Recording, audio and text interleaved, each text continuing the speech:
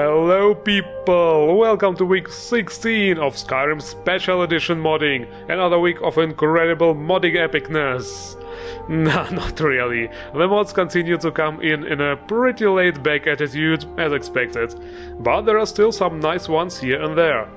Also, I'm glad that you guys agreed to play my Name the Doggo game. There were some interesting name suggestions. I really liked Sir Barks a lot, as a matter of fact. But I promised to you the one with the most thumbs up, so we actually have a tie between Bubsy and Dog McDog Dog. I don't know what the hell you guys are smoking, but must be good stuff. Anyway, I guess I get to choose one, and I think I'll go with McDog, but just McDog, otherwise it's way too long. Yes, that's what she said, you already know. Let's just get on with the intro.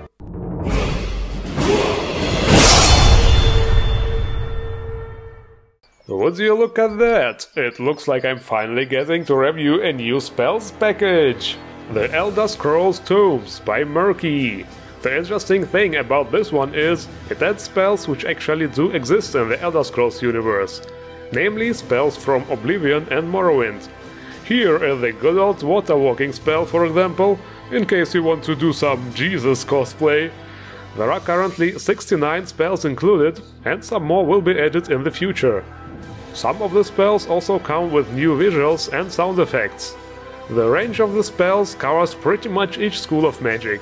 There are a lot of spells which make buffing and debuffing possible, like for example increasing carry weight for a certain amount of time, or different resistances.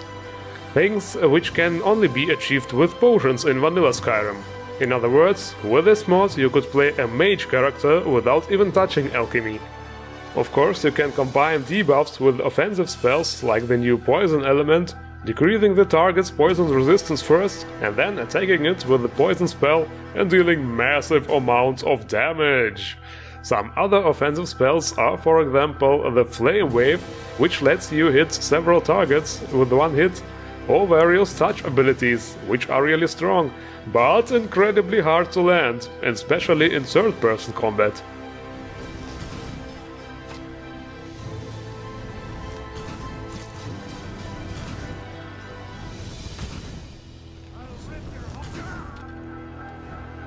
Another really cool example is the conjuration spell Drain Souls, which lets you automatically drain some health from targets in melee range for a certain amount of time.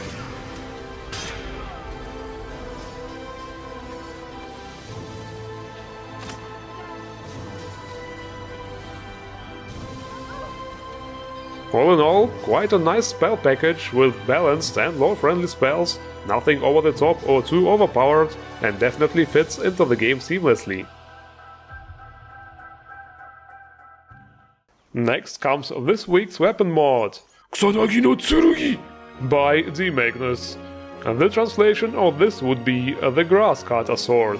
And guys, the author of this mod has expressly stated that this sword will not, I repeat, this sword will not mow your lawn, but it can be definitely used to mow down your enemies.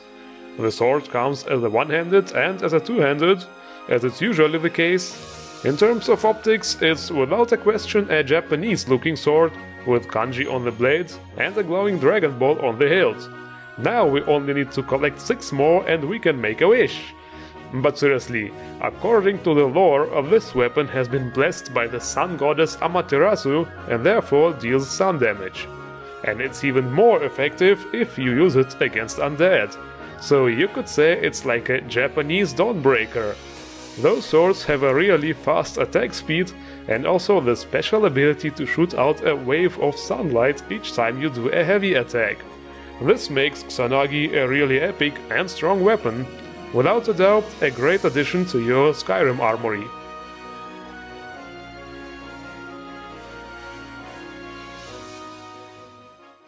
Okay, for the next mod we go back to Lightrun. Here at the Skyforge a follower awaits. Sorby, dual wield follower by fail? Sorry, I don't know.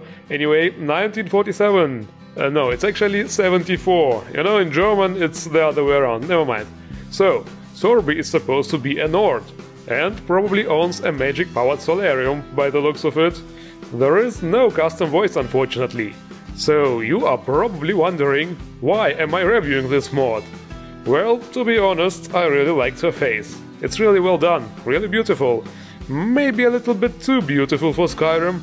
The eyelashes, for example, I bet seeing those even Sephiroth would be jealous. Besides, it's been a while since I featured a follower mod, so what the hell, I mean, why not? So, what kind of qualities does she have, you're probably wondering? She comes with this not sure if safe for work or not outfit, and she also has a pair of unique swords, which are... Yep, that's Billy Rose's Farrier sword, which I featured in episode 14. That was fast. Sorby is a dual-wield fighter, as stated in the name of the mod, and quite badass, might be a little bit too overpowered on lower levels, more like a late game companion. Other than that, she will carry her burdens. Yeah, you know, the usual stuff. Next, we shall take a look at a pretty unique player home. Steam Falls Tavern by Old, Not Weak. It's located on the very edge of the map, so to be able to go there in the first place, you will have to edit a line in your Skyrim INI. In the general section, you will have to set the border regions enabled to 0. Or if you don't have this line, just edit.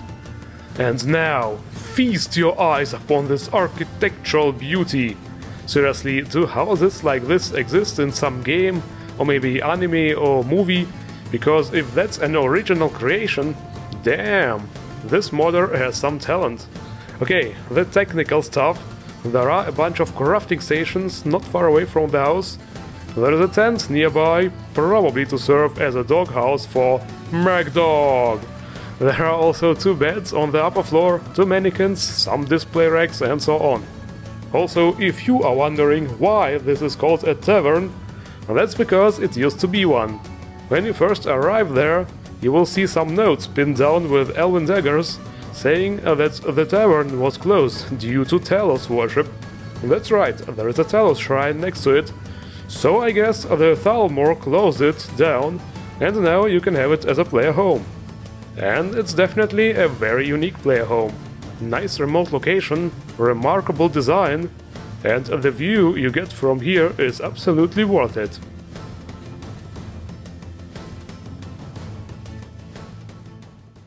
And now, ladies and gentlemen, it's time to check out a quest mod!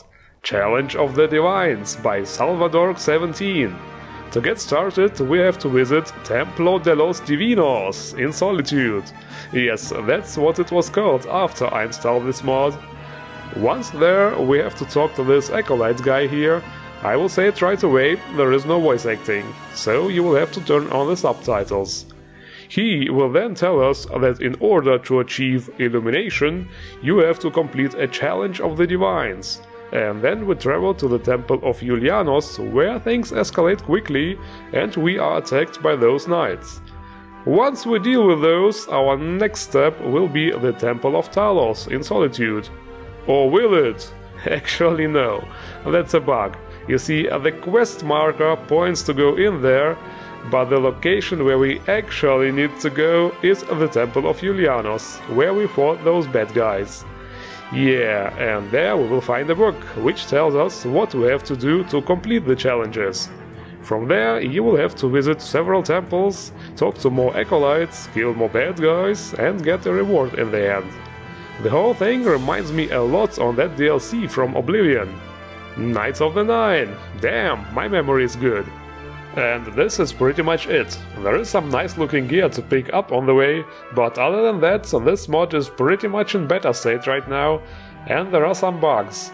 I wasn't actually able to finish it because some quest markers weren't working correctly and I wasn't sure where to go. So right now is probably a good idea to drag this one and wait for a patch. And this is it for this week's episode. Okay guys, question for you.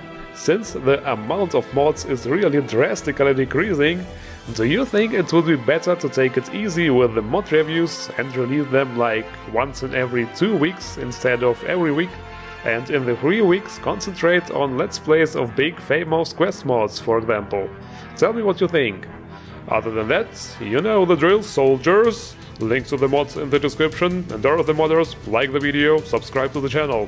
Dismissed. Nah, just kidding. I thank you all for watching, have a nice day, see you around.